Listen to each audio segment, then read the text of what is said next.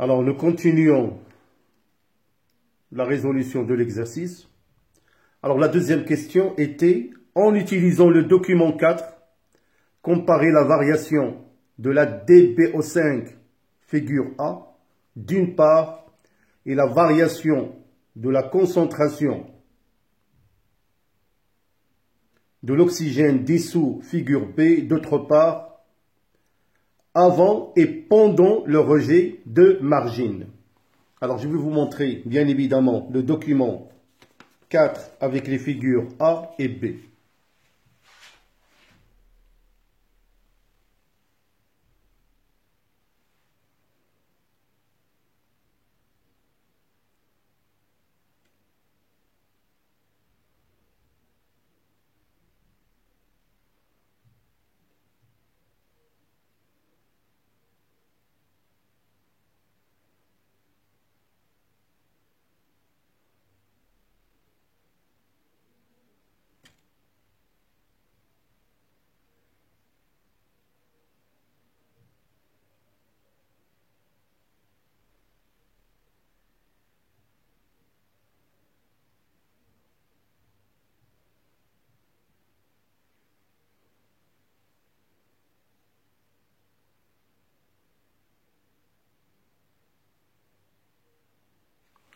Alors, pour répondre à la question, donc d'après le document 4, donc on observe sur une longueur de 40 km à partir de la figure A, document 4, que pendant le rejet de margine, le DBO5, la demande biologique en oxygène en 5 jours, augmente et dépasse les 60 mg par litre. Contrairement à ce qui se passe avant le rejet, puis en s'éloignant du lieu de rejet des déchets de la ville de Fès.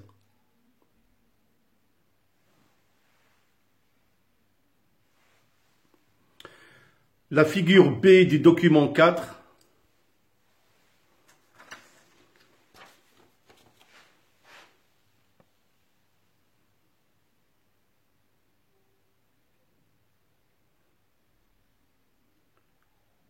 montre une diminution de l'oxygène dissous dans les eaux de l'oued Sabou pendant le rejet de margine jusqu'à la valeur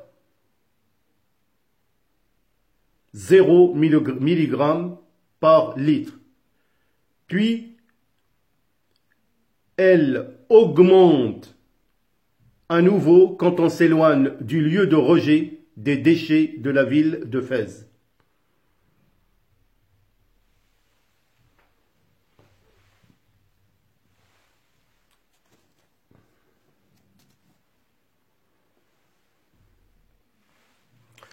Alors, pour la question numéro 3, déduire à partir des deux comparaisons et des données précédentes la relation entre la DPO5,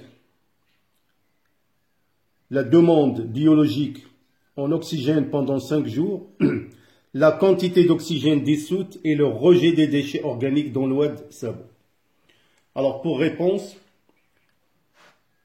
le rejet de la margine qui est riche en matière organique provoque la modification des caractéristiques physico-chimiques de l'eau en favorisant la prolifération des micro-organismes qui consomment une grande quantité d'oxygène, ce qui entraîne une augmentation de DBO5, demande biologique en oxygène pendant 5 jours, et une diminution de l'oxygène dissous dans l'eau.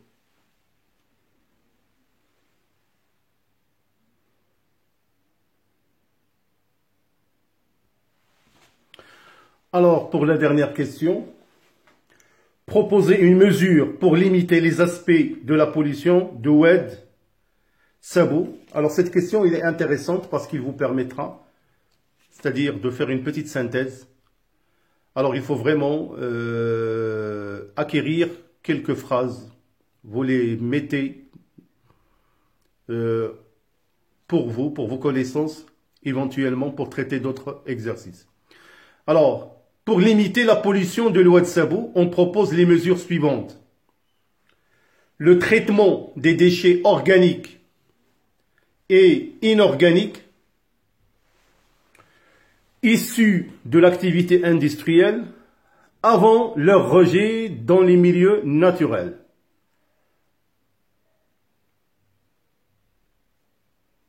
L'arrêt du rejet des déchets organiques dans l'Oued, le recyclage de la margine,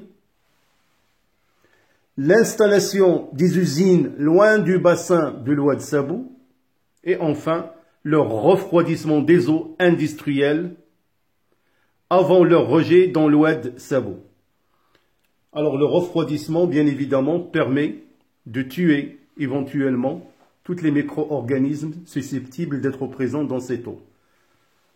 Alors voilà, mes chers élèves, quelques précautions ou quelques propositions éventuelles qui permettent bien évidemment d'éviter la pollution, comme je vous ai dit, qui peut être derrière pas mal de catastrophes écologiques et qui peut entraîner l'effondrement de l'écosystème.